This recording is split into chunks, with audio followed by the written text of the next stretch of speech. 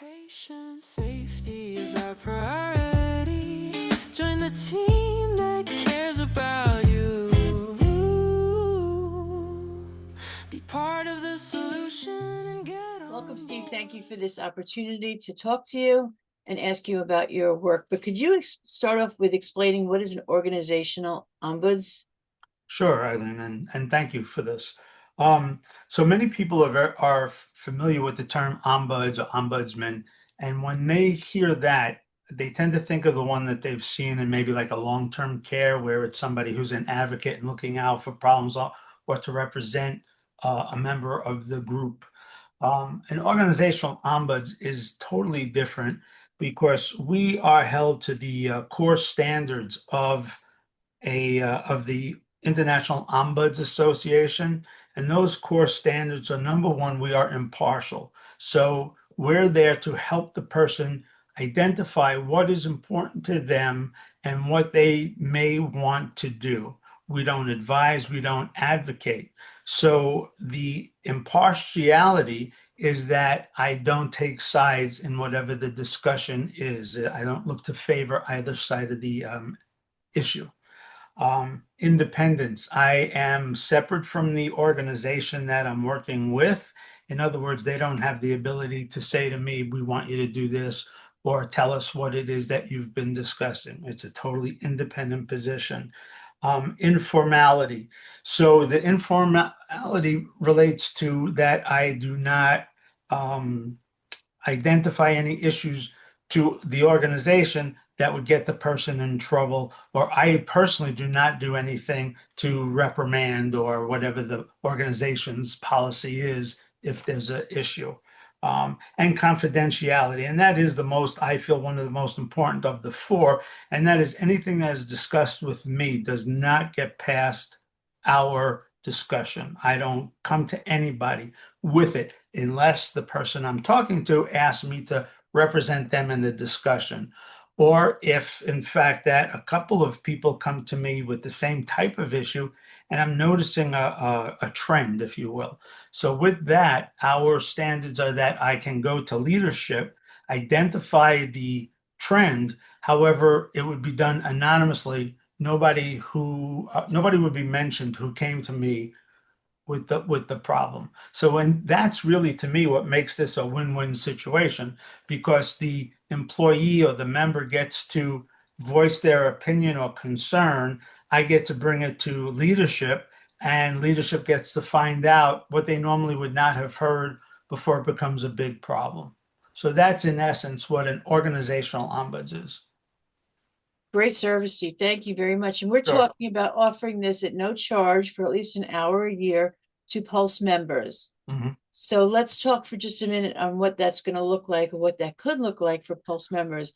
Can an advocate, a patient advocate, contact you on getting help on a potentially difficult client or patient or family member? And what might be an example of why someone who's a member of Pulse contact you? Well, I think that's a perfect reason for somebody to reach out to me. And some examples would be, let's say, for example, they have to have a very difficult conversation with a family member or a patient, and they want some advice on how to go about it. We could role play it. I could mention some things that they could avoid, or verbiage that may be better off than what they originally said they would use. Um, and a lot of times the advocate may have difficulty with just basic communication with the healthcare or family member. They just don't seem to gel. There's something that's like blocking or getting in the way. So again, we could go over something like that um, to help them move This forward. this is a great service. Thank you, Steve.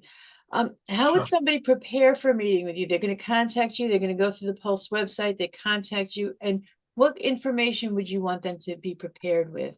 You know what? Actually, I don't want them. First of all, if there's any kind of voicemail or email type of situation, that none of the issues should be documented, because this has to be confidential, and we don't want to have any type of record of what the problem is. You know me, I tend to be a more of an informal type where I don't stay in this particular box. So just come prepared with what the issue is, why you feel it's an issue or maybe an issue, and what you think you may want to do about it. Because remember, my role is not to tell you what to do. My role is we're going to help identify what the true issue may be and what some of the options are. And then once we come up with some of the options, go down the path of what it might look like as it proceeds. And that may influence how you decide to move forward.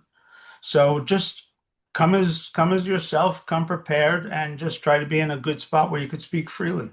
What if somebody needs more than an hour or less than an hour? What if they need, it only takes a short period of time and you're giving them an hour at no charge? What if they don't use that full hour? I'm going to try to be as flexible as possible with the time and my availability. So I would think that either if we use less time and you want to call again for another reason, that's fine. Just try and we'll see where we go from there. I'm not going to have a taxi meter running while we're talking because I truly believe that, we can make things a lot better just if we talk and get to the where we need to go. And if you go over, then I will not, if we're making progress and it's something that really is working, I will again be as flexible as possible. So error on the side of trying me again or possibly talking longer. But please understand that I will try to keep you as succinct as possible because that is also a learning experience in communication. Okay. So I don't think we need to worry about the clock ticking per se. And what about other situations? If there's, is it patients and families? Is it clinicians? Could you help a clinician who's working with a patient that might be a problem? I am available for anybody. However, this is a service that's coming through Pulse. So speaking to a clinician, speaking to a family member and things of that kind of moves it over to my own Healthy Conflicts consulting. This is a service that's available. My service through Pulse is available for you, the advocates, Pulse members. If this is somebody who wants to talk, you could always offer them to join Pulse, which would be great for the organization as well. And with that, they would be entitled to that 1 hour, of service. So if that looks like it would make the most sense and be most financially, to their advantage, then by all means, get them to join Pulse. This way, everybody wins. Great. Thank you, Steve. Anything else you want to add? This is a service that people usually have a little trouble understanding at the beginning, but I could tell you that every time I'm done with somebody with an episode, they just are so thrilled about where we were able to move the process and how good they felt either getting it off their chest or coming up with a solution or realizing that, what, maybe it wasn't a problem after all. Maybe it was just the way I was looking at it and from the wrong perspective. These are all things that come out from our discussing where you're at and possibly where you want to go. And it's possible you don't want to do anything. That's fine too. And we know that patient satisfaction and patient safety and medical errors, so much comes from communication. So this is a great service I think you're offering that we want people to have. And I'm really excited that you chose Pulse to work with. So I thank you so much for this opportunity. You know that through the years, you haven't been able to get rid of me, no matter where I've been, off and on, back and forth. But no, it's all great, and I hope everybody takes advantage of it. And again, if you're not sure, just reach out and I'll explain it to you. And I promise that won't count towards your hour. How's that?